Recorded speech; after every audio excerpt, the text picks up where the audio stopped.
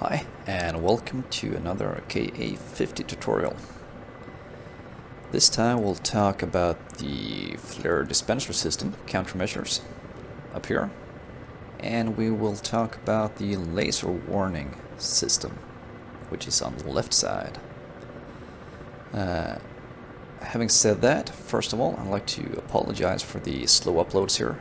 The intention was to upload this about 2 months ago, or to record it 2 months ago, really. The problem was I received a new throttle, an excellent throttle. It was supposed to be, and it is now, but there was a faulty wiring in it, which meant that for a lot of reach on the throttle, every button stopped working, so I haven't been able to fly until that got fixed. So I had to send it back, and once they received it, they fixed it very quickly and received it back in a week, which is about a week ago.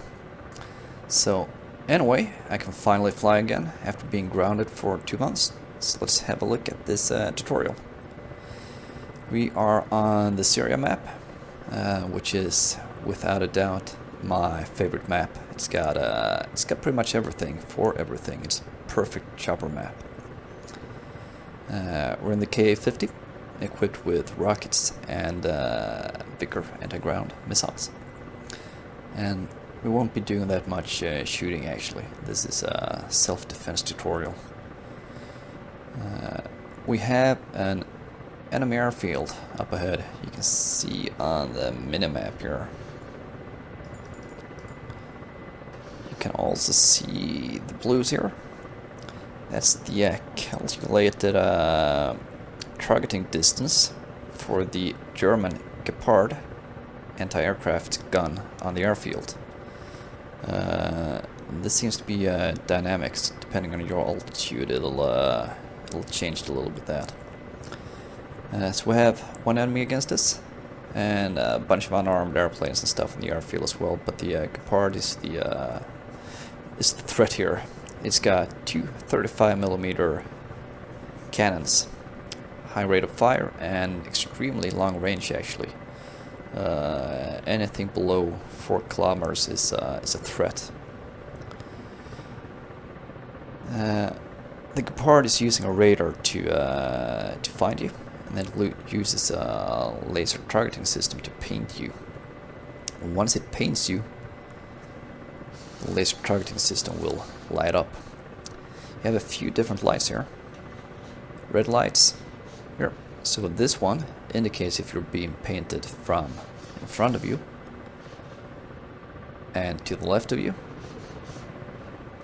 behind you and to your right. If two of them shine up or light up, you're being painted from front left, for example, or front right. These two here indicate the enemy is targeting you from above or painting you from above or from below. If both light up, it's about the same altitude.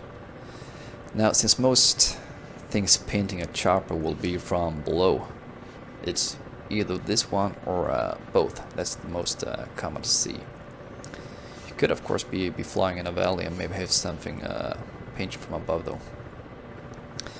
You also have 2 more lights down here. The LT means you are being painted still. And then there's a little missile down here, which means a missile has been fired towards you. A few things important to understand. A laser targeting system targeting you can't be broken unless you break the line of sight. You can fire off all the flares you want and it won't matter unless you actually seem to cover the laser beam with smoke. But it's nothing that will just start tracking your flares like missiles. Also, this warning is only for when the system indicates or sees a missile being fired.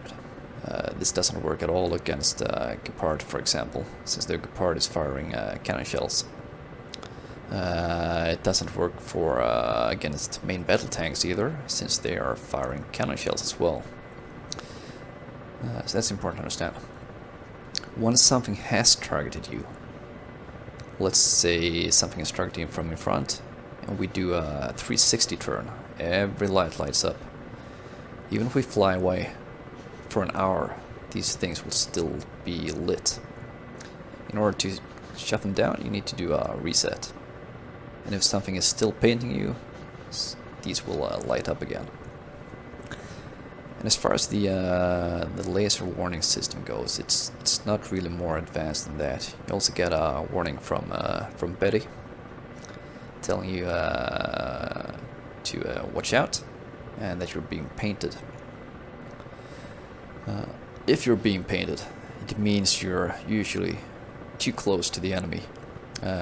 Take the Gepard for example. It's got a range of 3 to 4 kilometers with the cannons. You shouldn't fight one of those like that. Your Vickers got a range of 8 kilometers. So if you do get close, if they paint you, bug out, take up a scouting position, find the enemy and take it out. Because you do not stand a chance against it like this.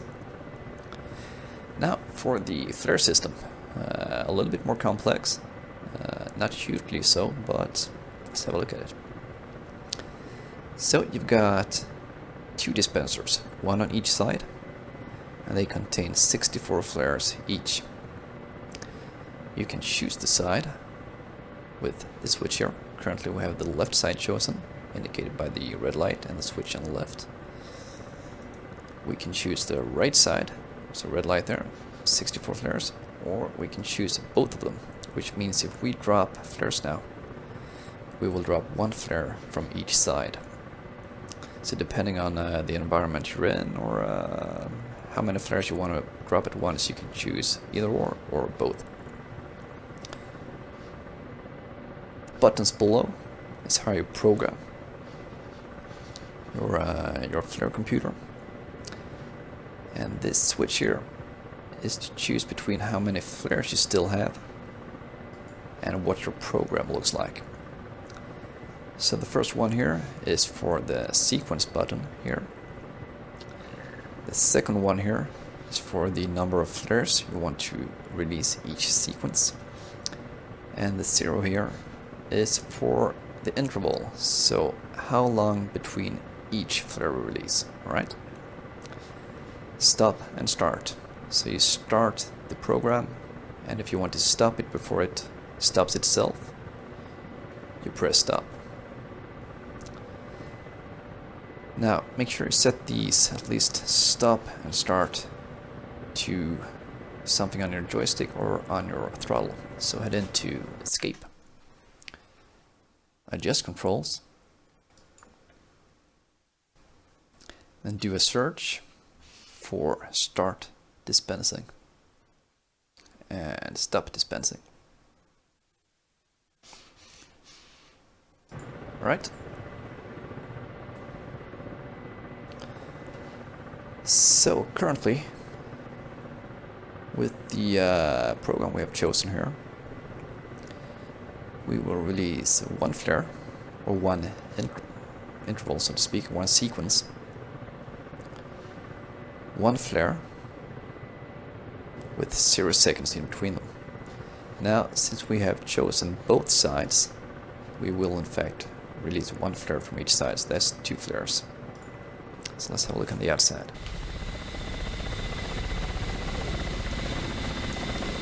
So that's that.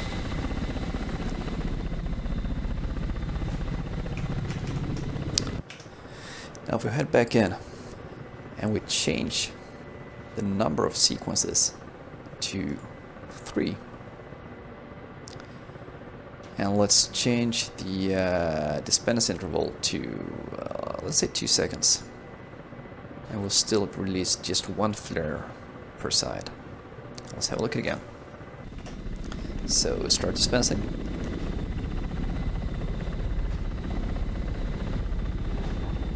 And so 3 sequences. Now you see, let's do this first actually. If we want to release more flares in each sequence, we can up this, let's say 3. So now we got 3 sequences with 2-second intervals. So for 6 seconds we will release flares. In each sequence we will release 3 flares from each side, since we have both sides chosen. So let's have a look at what that looks like and start dispensing.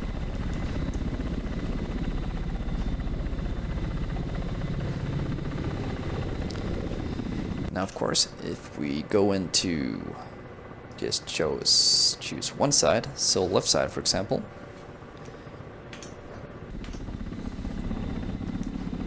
you see 3 flares, each interval from the left side, and in the same way from the right side. And of course you're seeing the chopper from the front right now, so that's why it seems left-right reversed. Let's head back to both canisters and head back to program. And let's zoom in a little bit. Now you see different numbers here. 5 and 12, 7 and 15, 0 and 0.25, and 9 and 0.5. So this means when you set this to 5, you actually release 12 sequences. If you set it to 7, you release 15 sequences. Everything else is the same, so 4 for 4 sequences, 6 for 6, 8 for 8, 1 for 1 and so forth. Same thing goes for the interval. So if you set it to 7, they release at 0.25 seconds interval. If you set it to 9, it's half a second interval, right? So let's pull this down to 1 again. Let's save some flares. Let's set the interval to 7, so 0.25 seconds, and 5 intervals. Let's do 8. So that'll be a 2-second release, 0.25 second intervals. Let's have a look at that.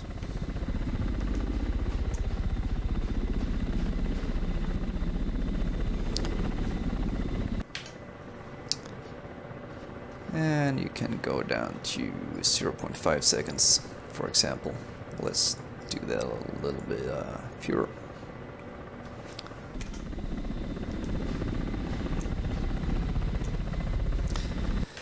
Now if you fly in an area where you know you need to react fast, and hopefully you can see the missiles coming at you, or you have a wingman that can warn you, having this set to quick release, something like 0.25 seconds or 0.5, can be a good thing. However, if you're flying in an area where you think there might be SAMs, but you don't know, and you can't keep an eye out on each side of your aircraft all the time, it might be a good thing to have this set to an interval, maybe 6 seconds. Let's just, you could do it for 15 times or whatever, but let's just put it to 3. So you come along, fly along, and you start dispensing, just to be on the safe side. You always have to weigh this against how many flares you have, of course, so you can't fly around releasing flares all the time.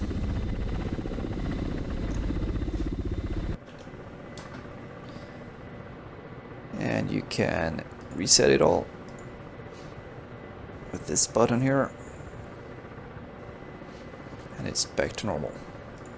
So we have 56 flares left, and let's just dump them before we head out to check the airfield. So let's put this to let's just do continuous at 0.25 seconds. And it will release from, let's just make it fun. Let's release 5 flares each sequence. So this will go fast. And start suspension. And we're out of flares.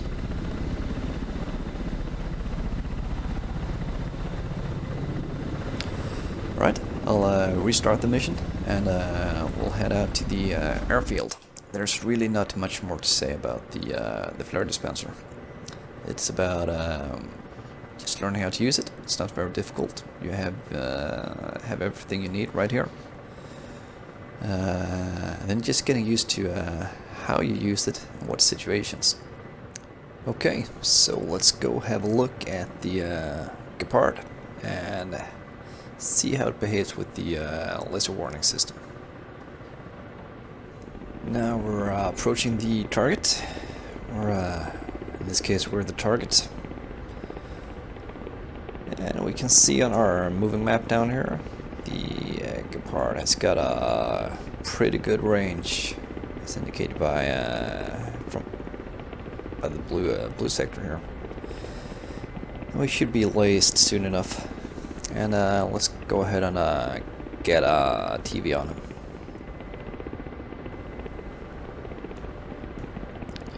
There we go. And considering I made the mission, it should be easy enough to find.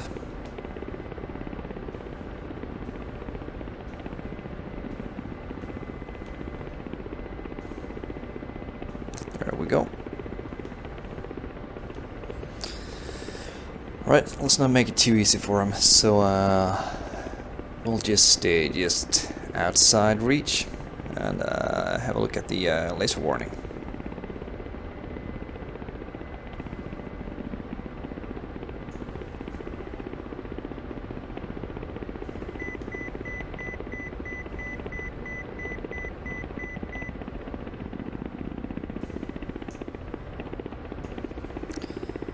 Right, we're coming up on the target. I am lacing him, and I've got the Squall TV on him, on the Gepard, just to show where he is, basically. And as you can see right now, we're heading almost straight for him. And we'll just try and keep just outside range, or at least try to dodge the shells coming in. This is just to show the laser warning system. You see, just below 8 kilometers range. This radar is on, and he's lasing us.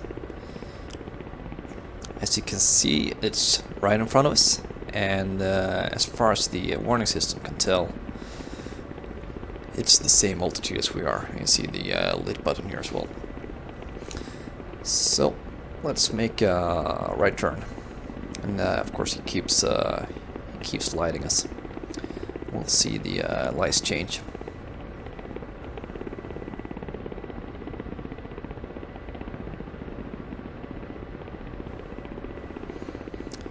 And as you can see, we now have both the front and left light indicated. Now if I turn away, which was probably a good idea right now, so range about 4 kilometers and he starts firing.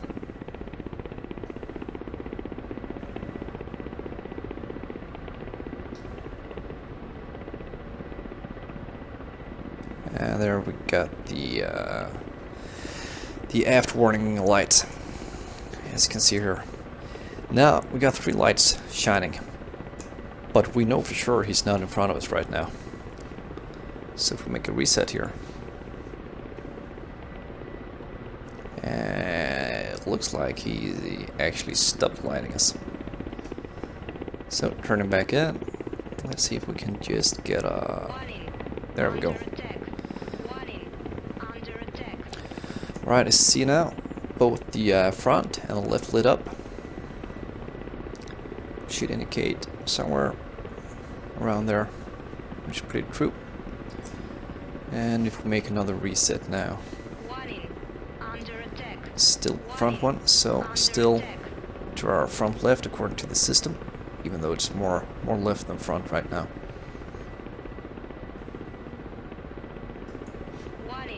And there we go, to our straight left. So let's turn back in.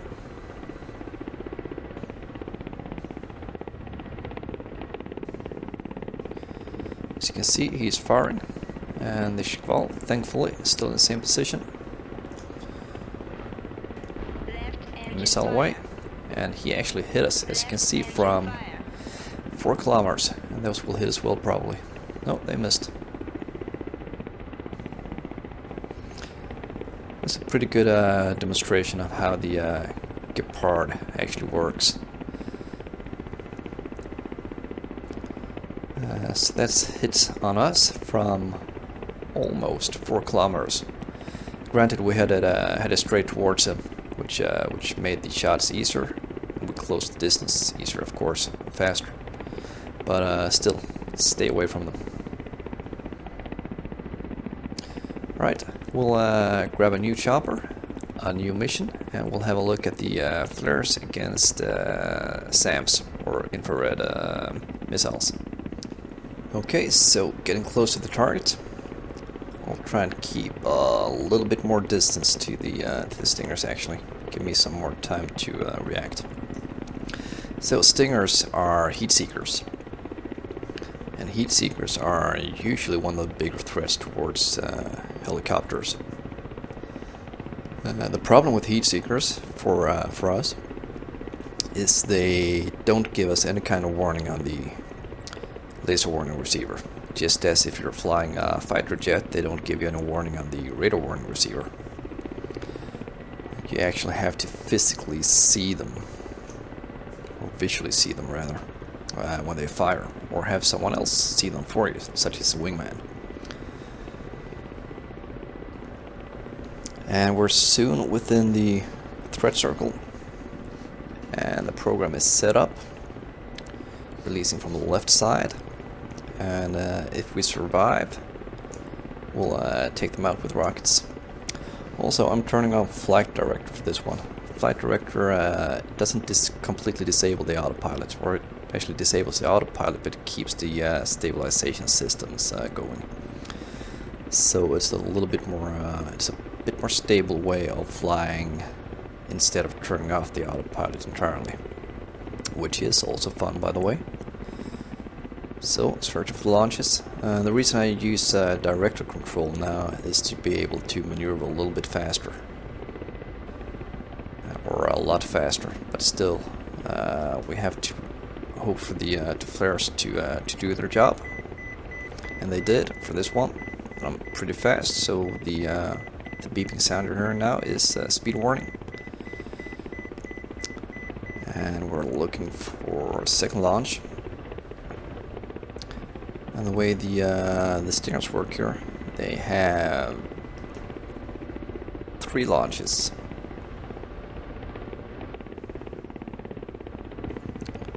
Or three quick reloads. And after that, it takes a bit longer for them to reload. So that's 2. Should fire soon again. And firing and releasing flares, and we're safe. Alright, so let's turn in there.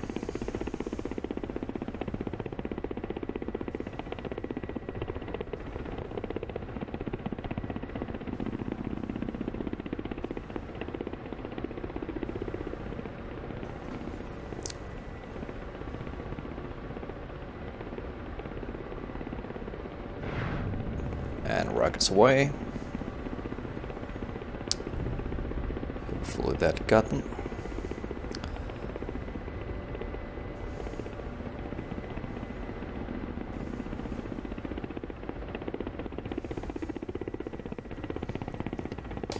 Right, so cannon armed, and I'll show you a thing with the cannon and the helmet mounted sight. Let's just get in here and check for the stingers first.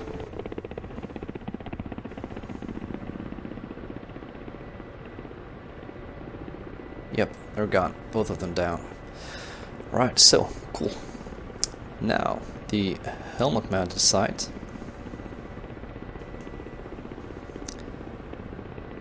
can be directly controlled, actually. So, normally you would use it and pick a target, and it's picked. But if you press and hold that button, and I'll show this in a different video, but I just want to go over it now. So you can actually fluid around by holding the targeting button there. And if you have the cannon chosen, you're actually directing the cannon at the same time. So let's make a pass over the airfield and take out a few of the airplanes, possibly the fuel trucks, or at least a few of them.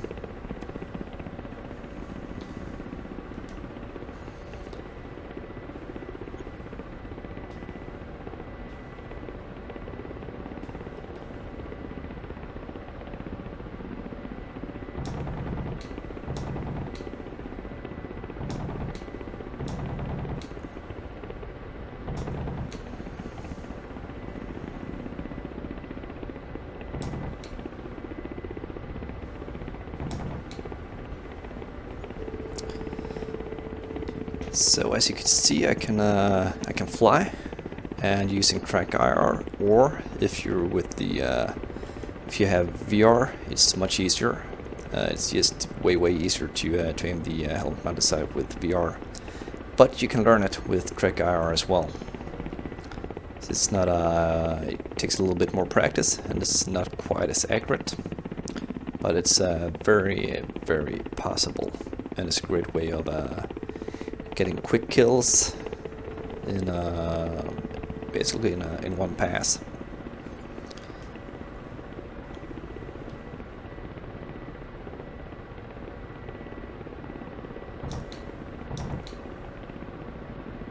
Right now I'm trying to aim using the Gepard actually, which is near impossible here.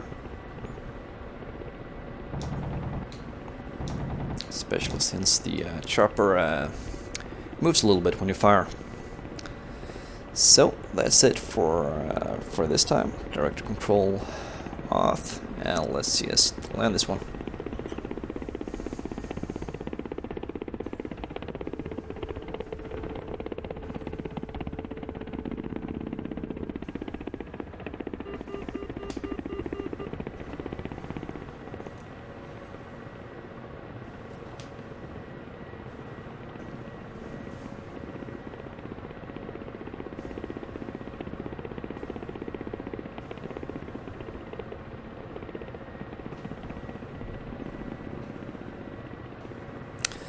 That's it for today. Next time I'll have a quickie on the cannon and the helmet mounted sight, and some tutorials after that should be the data link, which is that part up there, and then hopefully we'll go through the navigation system. So until next time, safe flying and happy flying.